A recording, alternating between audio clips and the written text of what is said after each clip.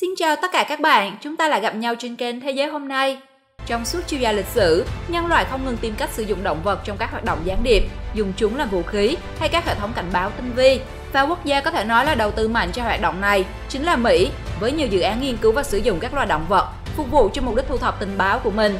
Và với tính chất đặc biệt của mình, những điệp viên động vật được Mỹ sử dụng còn lợi hại hơn so với những điệp viên bình thường và trở thành nỗi lo ngại của không ít quốc gia trên thế giới trong việc bảo vệ bí mật chính trị của mình. Các bạn nghĩ rằng những gián điệp đáng gờm này sẽ là loài vật nào? Thực hư của chuyện này ra sao? Hãy cùng Thế giới hôm nay khám phá 7 gián điệp đáng sợ nhất mà CIA sử dụng khiến các cường quốc sửng sốt. 7. Mèo. Đầu tiên, liệu bạn có nghĩ rằng chú mèo cưng của nhà mình có thể trở thành một gián điệp thực thụ? Rất khó tin đúng không? Thế nhưng vào đầu thập niên 60, cơ quan tình báo CIA của Mỹ đã lên kế hoạch thả điệp viên có đuôi để do thám, ghi âm các cuộc trò chuyện bên trong sứ quán Liên Xô ở thủ đô Washington, cùng lãnh sự quán Liên Xô tại nhiều thành phố lớn ở Mỹ. Và mục tiêu xa hơn nữa, được Mỹ vạch ra là các điệp viên có đuôi sẽ được tung vào các mục tiêu khác ở cả bên này và bên kia bờ đại dương. Bằng cách, người ta gắn các loại thiết bị vào thân con mèo như micro và tai. Thiết bị để ghi và truyền thông tin được gắn vào lồng ngực và anten được lắp vào đuôi. Mọi chuyển động của mèo như sang trái, sang phải, tiến, lùi được điều khiển bằng siêu âm. Dự án này đã biến một chú mèo thành một nhân mạo thực thụ và tiêu tốn của Nhà Trắng chi phí lên tới 25 triệu đô la Mỹ. Dù không biết hiện tại đội ngũ điệp viên đuôi dài này được phát triển với số lượng như thế nào, nhưng dường như mọi hoạt động của chúng ta đều có thể bị theo dõi bởi những loài động vật mà chúng ta không thể ngờ tới. 6. Đàn chim di cư.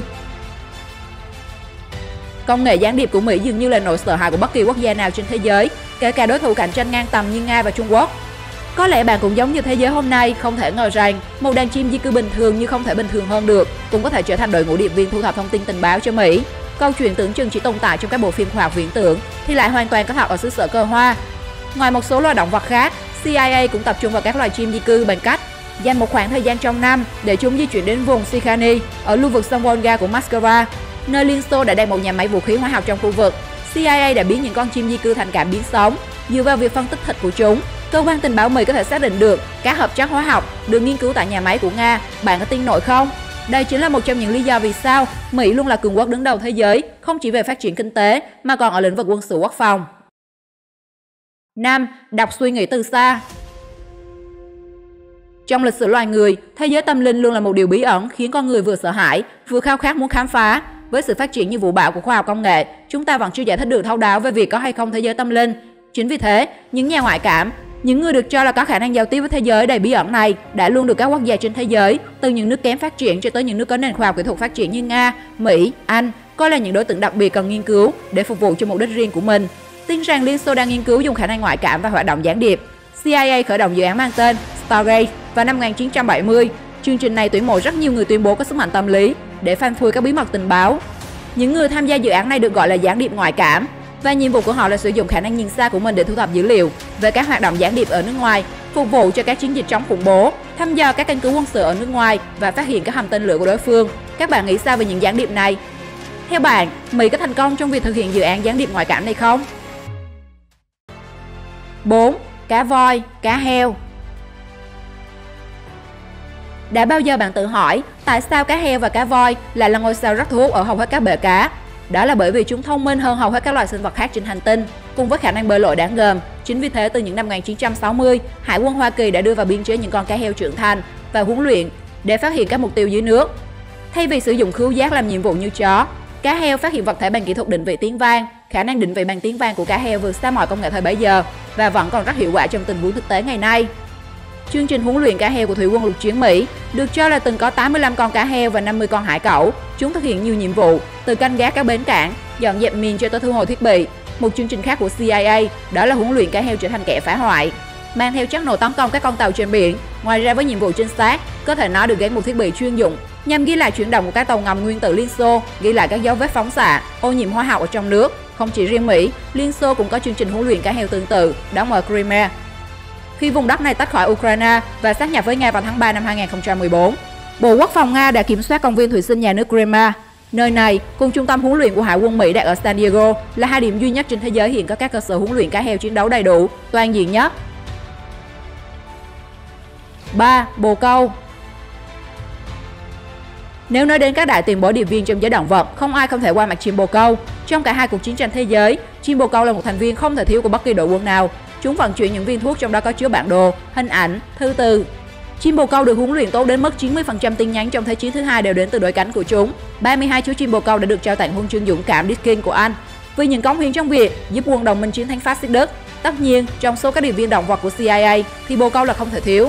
Những năm 1970, CIA triển khai chiến dịch với mật danh Takana nhằm huấn luyện bồ câu chụp ảnh những cơ sở bí mật của Liên Xô. Chiếc máy ảnh siêu nhỏ trị giá 2.000 đô la Mỹ khi ấy có thể chụp tự động, nặng 35 gram, được gắn trên một lớp áo 5 gram và đeo lên mình con chim. CIA sử dụng điệp viên bay này nhằm mục đích giám sát và chụp ảnh khu xưởng đóng tàu ở thành phố Leningrad, nơi chế tạo những chiếc tàu ngầm tiên tiến nhất của Liên Xô. Camera bồ câu được cho là khá chuyên nghiệp khi chụp được những hình ảnh rất chi tiết, thậm chí chất lượng hơn cả ảnh vệ tinh do thám thời đó. Trong lịch sử hiện đại, bồ câu tiếp tục được huấn luyện để dò thám tình hình đối phương, mang theo thiết bị dẫn đường cho tên lửa. Chính vì thế mà đừng nhìn những chú chim bé bé này mà nghĩ ngay đến các món ăn, nó có thể làm được những điều mà ngay cả những chiến binh dũng cảm nhất chưa chắc có thể làm được. 2. Quạ. Câu chuyện ngụ ngôn quạ và bình nước trở thành nguồn cảm hứng khiến các nhà khoa học thực hiện hàng loạt thí nghiệm kiểm chứng trí thông minh của loài chim này, và kết quả khiến nhiều người phải ngỡ ngàng. Chúng được xếp vào nhóm động vật thông minh nhất hành tinh, có thể tạo và sử dụng công cụ lao động. Với trí thông minh của mình, quạ có thể nhớ mặt kẻ xấu và chia sẻ mối nguy hiểm đó đến đời con và bầy đàn. Đó cũng chính là lý do đầu những năm 1970, CIA đã chuyển sang thực hiện việc đào tạo các đặc vụ quạ phục vụ cho công việc tình báo của quân đội. Nổi bật nhất là dự án Eziolite là quạ do da, với khả năng bay tốt trong thời tiết xấu, mang được vật nặng và có thể đánh bại những kẻ tấn công. Do da trở thành ngôi sao của dự án này và là một hình mẫu đặc vụ có cánh của CIA được huấn luyện cho các nhiệm vụ đòi hỏi tính chính xác hơn, như thả thiết bị ngay trên bệ cửa sổ và thực hiện các nhiệm vụ ghi lại hình ảnh. Có thể nói, việc đưa loài quạ vào hoạt động thu thập tình báo, Mỹ đã khiến không ít các cường quốc trên thế giới phải sửng sốt bởi tầm nhìn và sự đầu tư vượt ngoài sức tưởng tượng của các nhà quân sự. 1. Ghost Swimmer.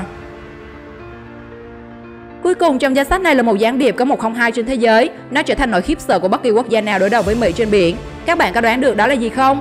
Đó là một robot gián điệp khổng lồ với hình dáng của một con cá ngừ.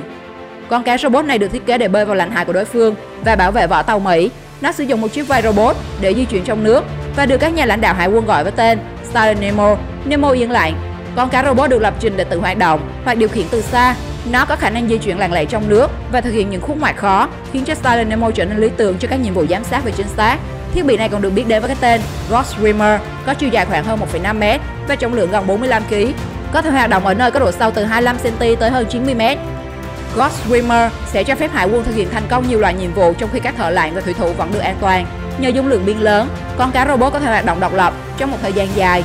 Robot sẽ phải định kỳ nổi lên mặt nước để tải dữ liệu về cơ quan điều khiển. Trông nó sống động như thật vậy, thì ai có thể nghĩ đây là một đặc vụ robot mà CIA tạo ra để nâng tầm vị thế quân sự của mình trên biển. Cảm ơn các bạn đã xem video. Bạn thấy sao về nội dung hôm nay? Gián điệp động vật nào được CIA sử dụng làm bạn ấn tượng nhất? Hãy comment bên dưới ý kiến của bạn cho mọi người biết nhé. Hãy like và share video để cho mọi người cùng xem. Và các bạn đừng quên đăng ký theo dõi kênh để được xem các video tiếp theo của Thế giới hôm nay. Xin chào và hẹn gặp lại!